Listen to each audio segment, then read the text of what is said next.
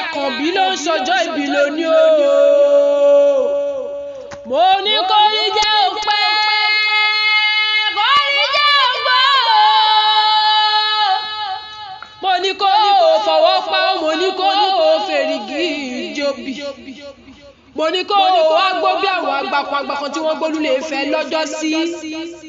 Mo ní kó yọ̀yọ̀yọ̀ kó dókínú. Mo ní wo mà ní báwọn náà jà wéréwéré.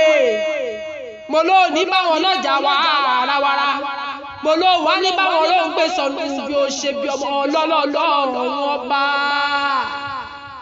Mo ní ire ló jẹ́ lónìí o.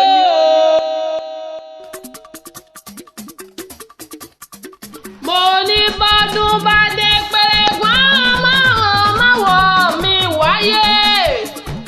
Mo ní igúnnugún kan kò ní kú ní rèwerèwe láéláé.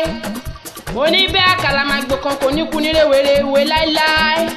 Mo lọ́dọọdún lóró gbogbo, mo lọ́dọọdún lè wà. Mo lọ́dọọdún là ń rọ̀ mo bí lórí àtẹ. Mo lọ́dọọdún ló mọ̀ gbó ló mọ̀ wà ló mọ̀ bẹ́ẹ̀ lágbọ̀lọ́ wọn bá. Happy birthday to you, Mrs. Oyinlade Alice Yemi, aya Àkànbí ló ń ṣọjọ́ ìbí lónìí o. 78th birthday. Mo ní rere lẹ́mọ̀ orí lọ́lọ́ wọn bá. Mo lẹ́yìn ò wá ní kú nílé ayé ò lágbọ́lọ́ wọn bá.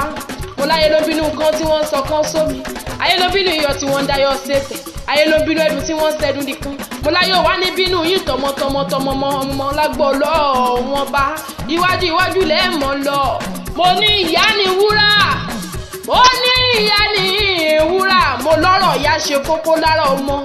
Mo lẹ́bí Oyèdìjì wọ́n ní kí yín. Wọ́n ní kí yín. Wọ́n ní wípé happy birthday to you lágbọ́lọ́ wọn bá. Wọ́n lábíamọ ní ẹ̀yàtọ̀ sábíagbá. Wọ́n ní ìwí fún yín wípé mo lábíamọ afọ̀pàdùrà jagun ṣẹ́gun fọ́mọ. Mo lẹ́ ó jẹun ọmọ pẹ́pẹ́pẹ́. Mo ló ń jẹ ọmọ wá nìkan kò ní korò kò ní díbàjẹ́ lẹ́nu yín lágbọ́rọ̀ lọ wọn bá. Adára lóye bí òyìnbó. Mo láàrin gbẹrẹ bí ẹni ẹgbẹ́ ń dùn. Mo ní sóhun làlíìs.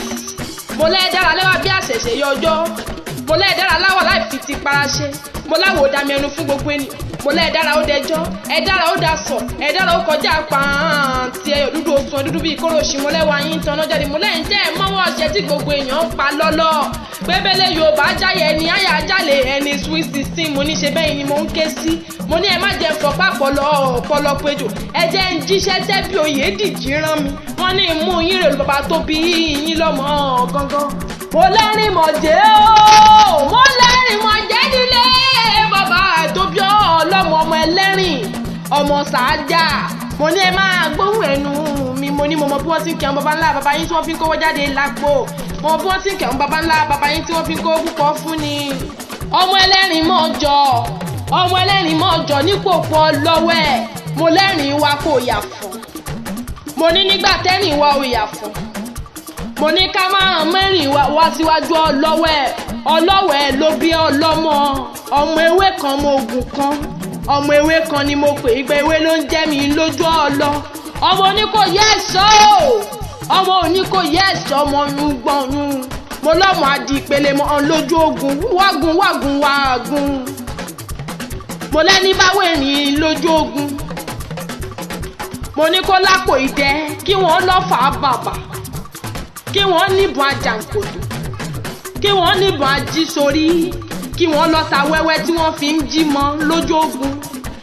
Ẹ̀ṣọ́ kì í gbọ́fà lẹ́yìn.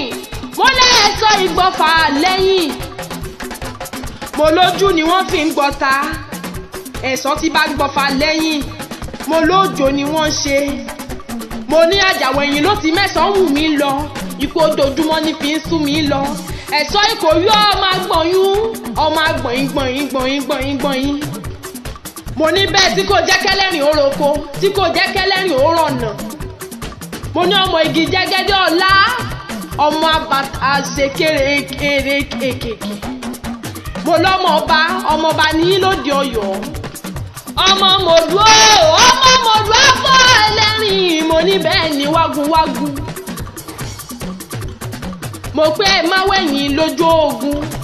ọmọ sàájà ọmọ ẹlẹ́rìn mọ̀ọ́sà ọmọ ẹlẹ́rìn mọ̀ọ́sà. ó ní jẹ́ sáré ṣe wéréwéré délé ọkọ rẹ̀ gangan mo ní má jẹ́ ń fárí apá kan dá kan sí. Ògbómọ̀ṣọ́ Ògbómọ̀ṣọ́ àjílété àyà àkànbí ibi wọ́n gbé ń jẹ́ka kọ́tọ́mù kọ́yángán lé. Ògbómọ̀ṣọ́ ìlú tọ́lẹ̀ ò lè gbé rárá mo lákìkanjú ló ń gbé bẹ́ẹ̀ ṣèbó gborí ẹlẹ́mọ̀ sọ́lọ̀ ẹ̀sọ́dọ̀ Ògbómọ̀ṣọ́ ògbómojúgun ògbóṣẹ́ẹ̀gì mo ló gbésù tí ń jiyàn ọmọ ògbólógbò ibi wọ́n gbé ń jẹ́ka kọ́tọ́mù kọ́yángán lé. mo ní dùndún fọ̀rọ̀ gbogbo sàpamọ́ra. mo ní wọn Ògbómọ̀ṣọ́ lóde kò délé wí òdélé ro fógun òdélé ro fọ́tẹ̀. mo ní ogun ló lọ́jọ́ kan ìpọ́njú. mo ní orí ẹni báyìí ló lọ́jọ́ gbogbo ọmọ àpèbímọ́nú. Ògbómọ̀ṣọ́ kan ó lè mo ní bẹ́ẹ̀ Ògbómọ̀ṣọ́ kan ọ̀lẹ́ Ògbómọ̀ṣọ́ ká gbéraga.